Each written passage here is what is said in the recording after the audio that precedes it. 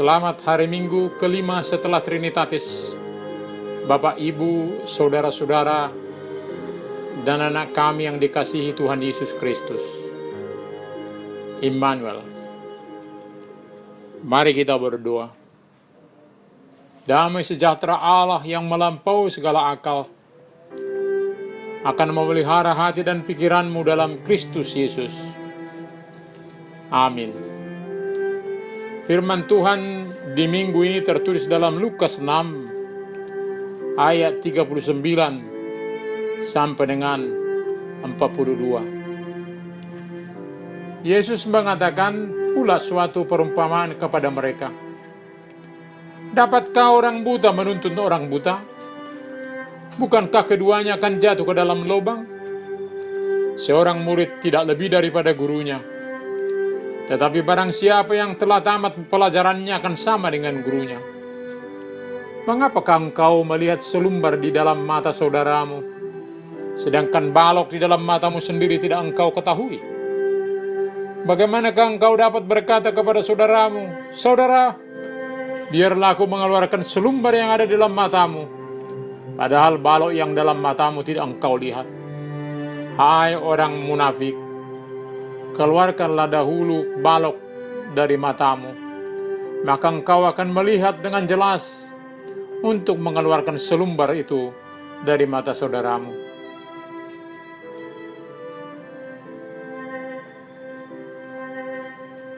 Mencintai pendidikan sebagai anugerah Tuhan akan membawa dampak kebaikan bagi seluruh ciptaan.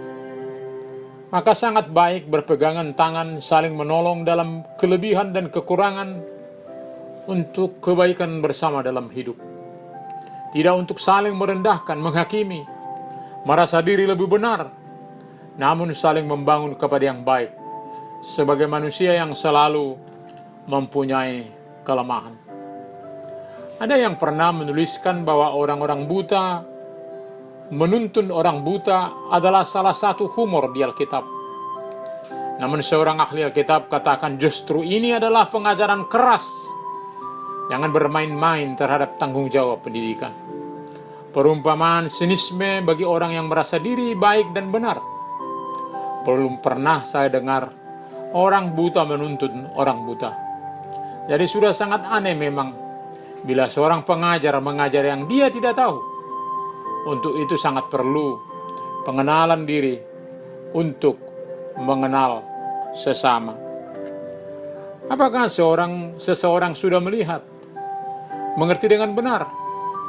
Jangan sampai terjerumus ke dalam suatu bahaya, mengajarkan yang dia tidak pahami. Maka sangat elok ketika pendidik belum tahu atau belum jelas terhadap sesuatu, akan berkata tidak tahu dan mencoba belajar tahu. Jadi bukan memalsukan pengajaran. Maka wawasan adalah baik untuk terus-menerus diperbaharui ke arah yang lebih baik dengan menjadi pembelajar yang bersungguh-sungguh sebelum menjadi pendidik bagi orang lain. Belajar dan belajar, sebab hidup adalah proses belajar. Apalagi kalau kita berkata, apa mungkin kita boleh sama dengan Sang Guru Kristus Yesus? Tentunya masih dalam batas semakin serupa dengan Kristus. Seorang murid tidak lebih daripada gurunya. Tetapi barang siapa yang telah tamat pelajarannya akan sama dengan gurunya. Betapa enaknya ngerumpi bagi sebagian orang saat memperbincangkan kelemahan orang lain, sampai-sampai tidak sempat memperhatikan dirinya yang mungkin lebih besar kekurangannya daripada yang mereka sedang gosipi. Dalam kehidupan ini sangat lebih mudah melihat kesalahan orang lain daripada kelemahan sendiri. Balok di mata, keegoisan, membuat salah lihat akan mata orang lain yang kita pikir ada selumbar. Padahal yang sangat perlu dan menjadi prioritas, membuka penglihatan yang sedang terhalang sehingga tidak salah melihat. Mengambil balok berbagai prasangka dalam mata sendiri, perlu dilakukan. Realitas ini sesuatu yang sulit bagi yang tidak mau berubah, yakni memeriksa diri, mawas diri oleh pengajaran firman Tuhan. Memahami kekurangan ini akan mendorong kita boleh memahami banyak orang dalam berbagai kelemahan. Tentunya dengan berbagai kekurangan akan lebih mudah melakukan perbaikan. Jadi bukan merusak kebersamaan dengan saling menghakimi sebagai sesama manusia yang pasti mempunyai kelemahan. Tentunya dalam kehidupan yang mengenal diri, yang mau mengambil balok akan melahirkan sikap rendah hati, boleh objektif melihat suatu persoalan. Tetapi ada dua kebiasaan yang perlu diingat. Pertama, bukan karena kita pendosa, maka kita boleh memahami dan membiarkan sesama pendosa melanjutkan dosa-dosanya. Namun justru mengambil balok di mata sendiri untuk boleh melihat lebih transparan. Dan bila ada yang akan diperbaiki, boleh dilakukan secara bersama.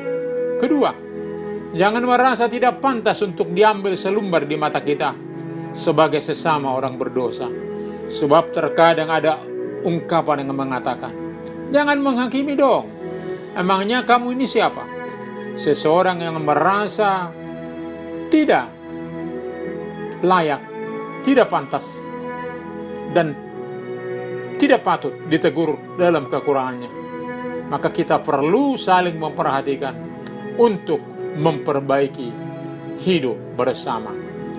Amin. Kita berdoa. Terima kasih Bapa untuk firman-Mu. Biarlah kami boleh mengenal diri kami lebih baik dan mau berubah sesuai dengan kehendak-Mu. Di dalam kebutaan kami mau belajar terus-menerus untuk hidup sebagaimana Engkau kehendaki. Sertai kami ya Bapa, hanya di dalam nama Tuhan Yesus Kristus kami berdoa. Amin.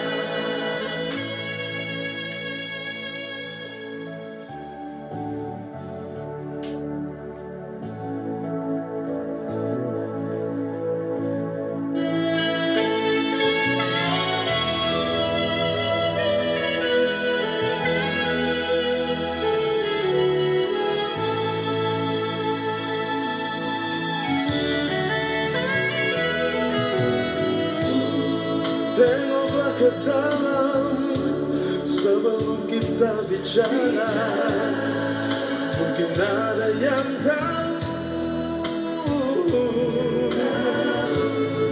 Tiada bedanya pada mata Allah, sama-sama insan manusia.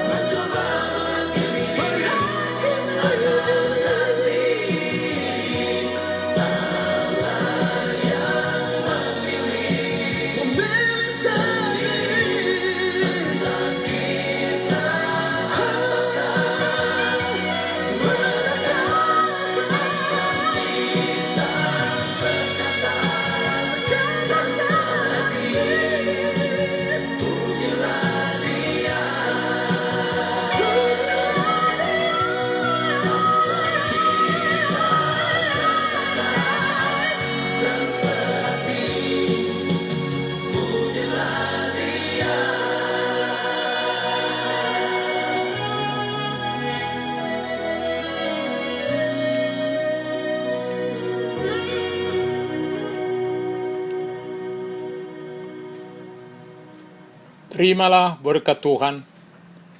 Tuhan memberkati engkau dan melindungi engkau. Tuhan menyerang engkau dengan wajahnya dan memberi engkau kasih karunia. Tuhan menghadapkan wajahnya kepadamu dan memberi engkau damai sejahtera. Amin.